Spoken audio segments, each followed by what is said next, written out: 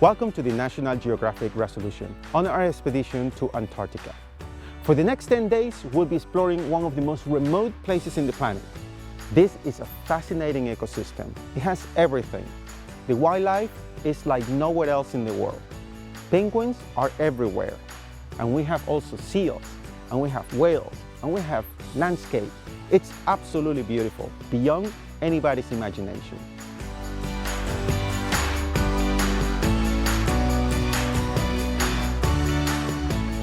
For me, this trip has been like 4th of July fireworks, where you get the big burst and you think that's the grand finale, and you're thinking, that's amazing, it was awesome. And then right around the corner, there's another big burst and you think that's the grand finale. Every day has gotten better and better and better.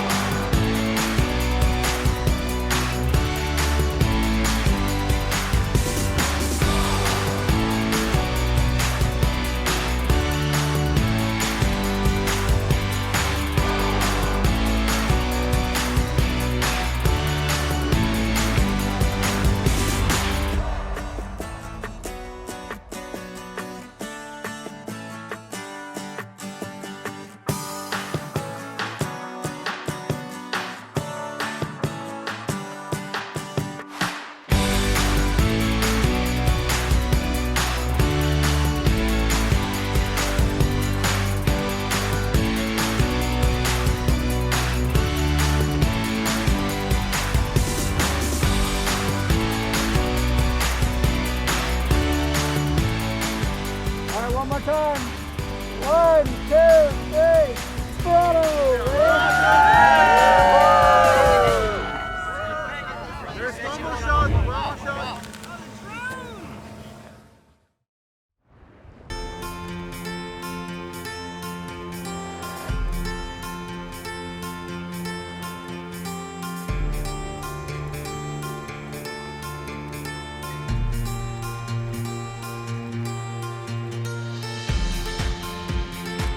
Welcome to Antarctica, everyone! Your first landing! Woohoo! Here we are!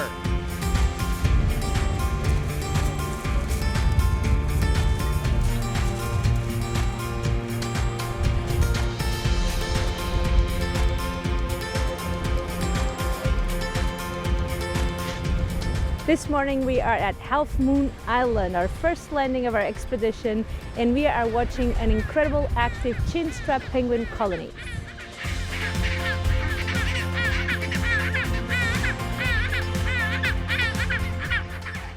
So chinstraps are known to be mountaineers. They climb up the rocks all the way up top to their nests, and it's incredible to see them coming from the water on their highways and jumping from rock to rock all the way to the top. They go all the way up on the rocks for their nests, where they have at the moment the cute chicks waiting for them to feed them by krill. Different species of penguins will nest on different spots. Some of them will be near the beach, but some, like the chinstraps, will go all the way up to the top of the mountains. That actually is the first place where the snow will melt.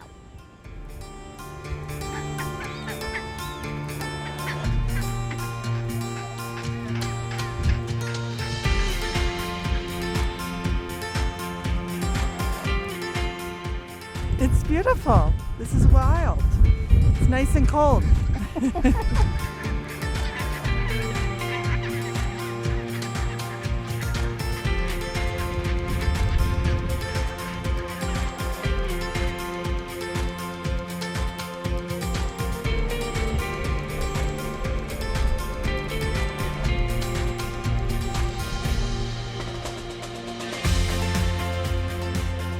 Well, we've arrived in Whalers Bay on Deception Island. We've just come in through the entrance to the caldera, which is called Neptune's Bellows. On the way in, we were guided in by some killer whales, which was exciting, and some humpback whales as well.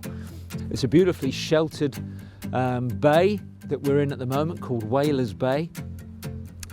This was used by whalers for the last 200 years, but really established 100 years ago, 1906, when the Norwegians set up a quite large whaling station here. Unfortunately, by 1930s, middle of the 1930s, most of the whales had been used and caught, and it wasn't economically viable to be here anymore. The British set up a base here in 1944 as part of Operation Tabarin, and it's called Base B for the British Antarctic Survey.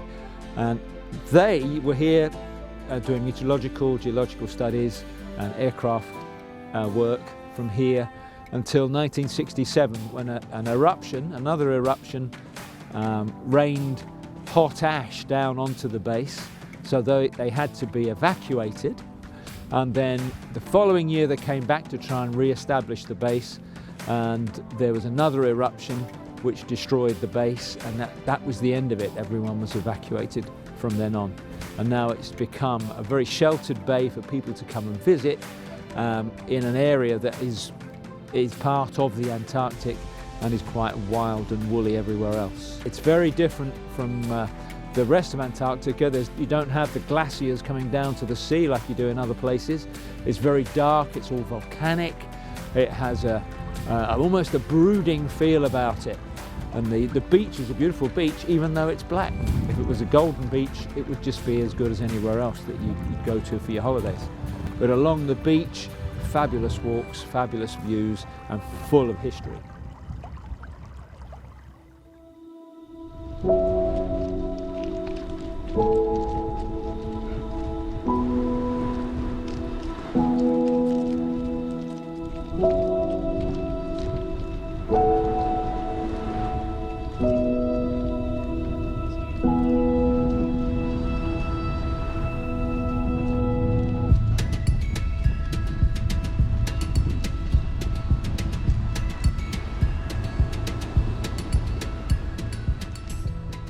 This morning we are visiting Brown Bluff, and this is the first continental landing of our trip. So technically from here you can just keep walking all the way to the South Pole. And in Brown Bluff we have two species of penguins. We have the gentus that are just in front of me, and just all behind me we have a huge colony of Adelie penguins. They take around 30 days for incubation and 54 for the fledgling period, and all these very nice, cute, fluffy penguins that we have, it will be around 40 days or so. So in a couple of weeks they will just change into their waterproof feathers, and they will just go into the ocean, and they will hopefully not get eaten by leopard seals.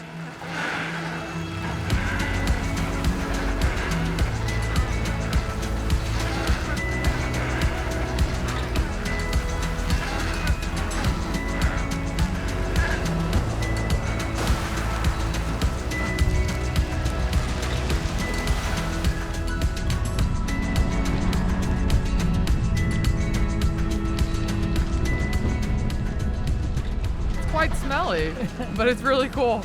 It's like a fish market. It's incredible as you look through the hills and all that, and the amount of penguins. I mean, you expect to see penguins, 100 or 1,000 maybe, but there's like 1 million here. It seems like they're just all over the place. So it absolutely blows my mind about how it just all happens, and it happens just a matter of months, and then they're all back to sea. So. Yeah.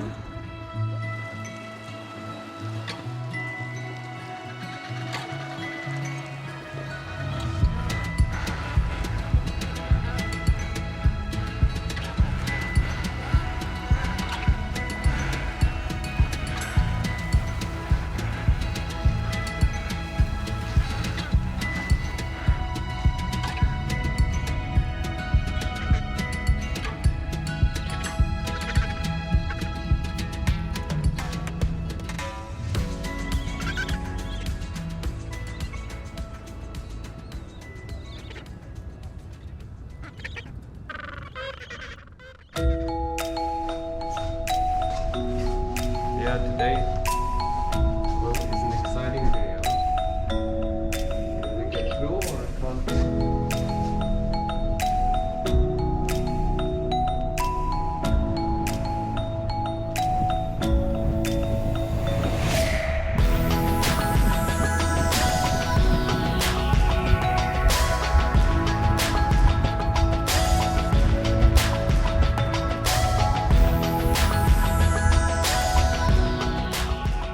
We have come through Prince Gustav Channel, a very exciting passage, because it's very rarely done by any ships, because it is very often full of ice. It was possible, but just barely so, because in that channel we had lots of current. We encountered lots of current and lots of glacial ice and icebergs and bergy bits all floating around, sometimes racing through the passage at 4 knots. We actually made it through quite well and popped out at the south end of Prince Gustav Channel last night. And then we had pretty much open water to reach an area called the northern part of the Larsen Sea ice shelf, which is an area which has been very, very rarely visited by any expedition cruise ships. And I think that's probably the 3rd expedition ever that has reached the Larsen Sea ice shelf. And we tried to reach the polar circle as well. The issue was that the passage was blocked by a massive iceberg, and of course that hard Weddell Sea multi-year-old ice that was surrounding that iceberg, and we could not get through, and we were basically 12 miles short of the polar circle. But I think it is pretty much a great achievement that we have come that far south on the Weddell Sea side. Thank you. Oh, cheers. So for me, that was really special. I've never been down that far south on the Weddell Sea, and I've been waiting to see the Larsen ice shelf for many years, so for all of us on board, it was a real treat. Ice shelf is thought to be the 4th largest ice shelf in all of Antarctica, so just that one specific Larsen Sea, not considering A, B, and D as well, is going to be 17,000 square miles, so absolutely massive piece of ice.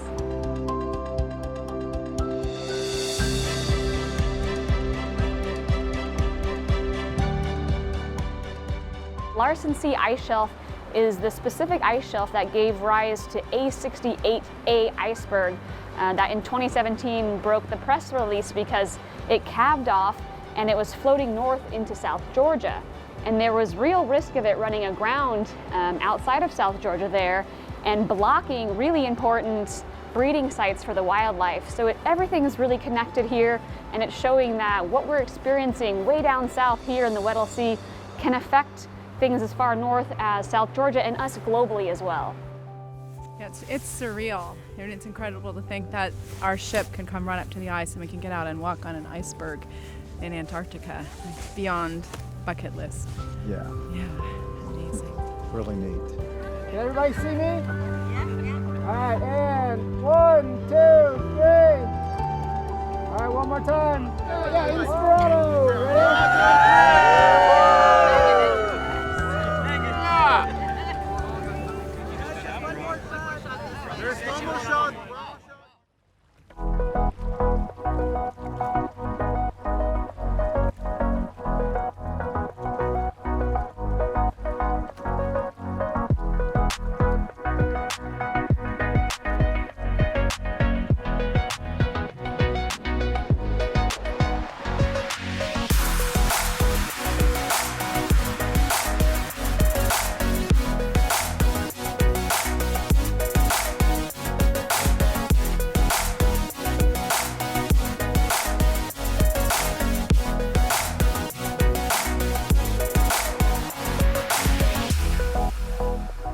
Well, here we are this morning in this just beautiful bay that I don't believe the Resolution has ever been to.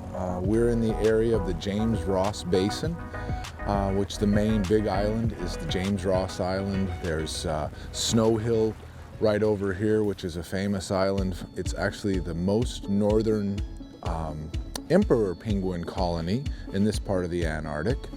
A lot of history here, from explorers sailing through these waters, but the best part of today is it's calm, no wind, and we have all the kayakers out here really enjoying this big ice, these big tabular icebergs that have come in and are grounded, the really neat geology of James Ross Island. This island actually is an area where they've discovered a lot of dinosaur bones. Just a neat area, kind of exciting, calm, just taking in the beauty here of the James Ross Basin.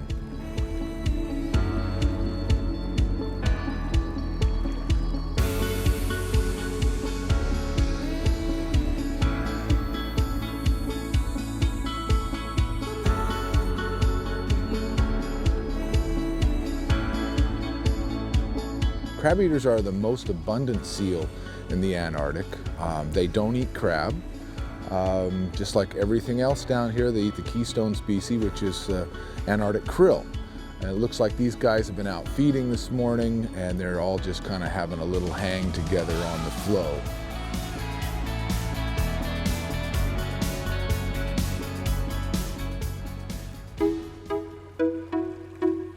And today's an exciting day for everybody on board. They're going to get to go into the infamous polar plunge, which is sort of a rite of passage for people here in the Antarctic. I did it years ago. I don't plan to do it today.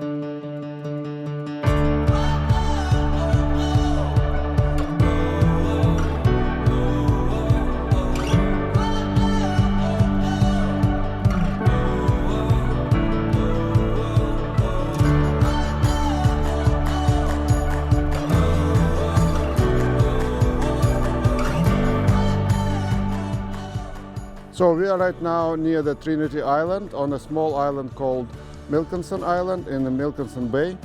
It's very quiet morning today, which was unlike some other days here.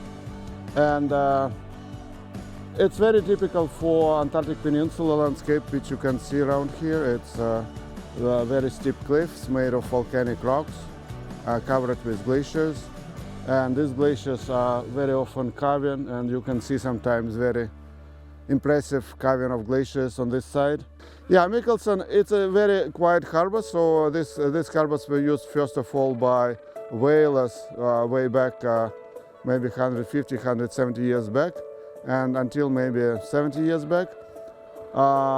Because it's a small island, it's quiet harbor, so they had their station here, and they were bringing whales to this place and basically cutting them in pieces, and lots of bones were left behind, and we still can see them over here. So that was the first stage of this island. And later, Argentina put their emergency hut on another side of the island, and that hut can be used by anyone who is in emergency situation. They have probably a radio inside and shelter, some supply of food as well.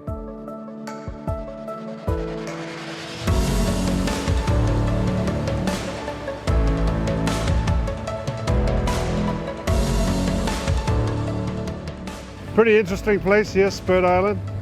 A lot of volcanic activity formed this whole area here. So we'll just go out and see what we can see. Yeah? Yeah. Well, you can go out and see what you can see. I'll do You're the spotter. I'll be the spotter, all right. You're in trouble if I'm the spotter.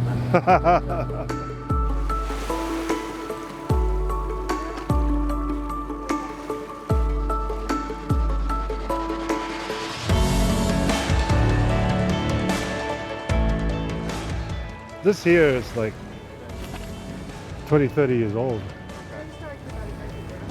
Shallow here? Yes. Plus it's so close. It's not so shallow. You remember that 20% of the iceberg is above the water The other 80% is below the water. So there's a big bulb underneath.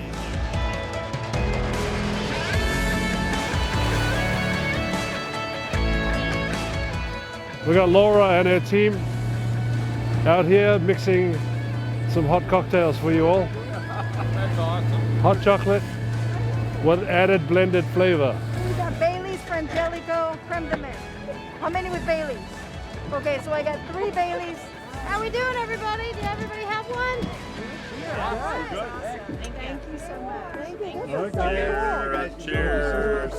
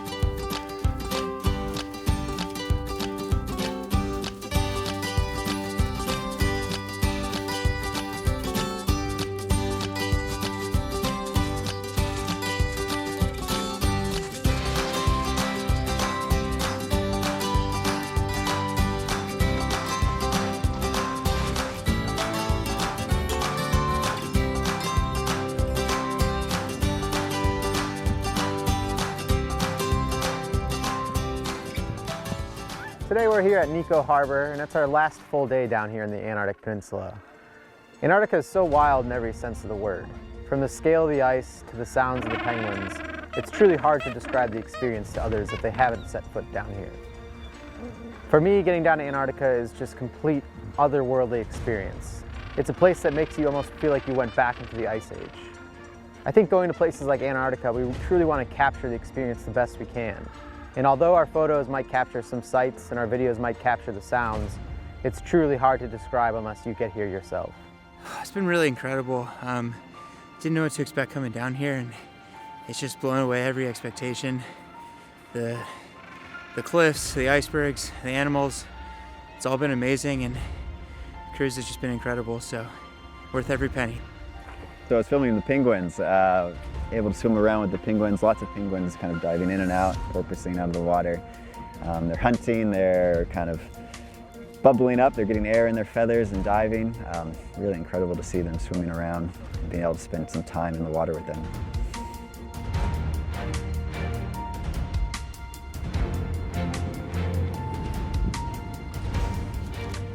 So all the animals we've been seeing, the penguins, the seals, they're all marine animals. So we see them on land, we go visit them in the penguin colonies and the like, but they're really ocean-going, ocean animals. So it's amazing to be able to get in the water and see them where they actually live.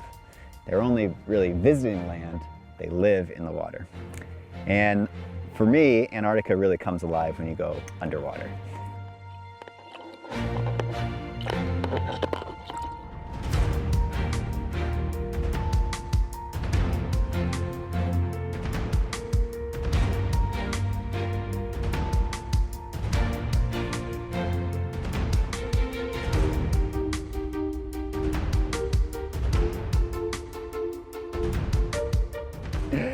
We hope that you really enjoyed the trip and that it inspires you to take care of wild places like this.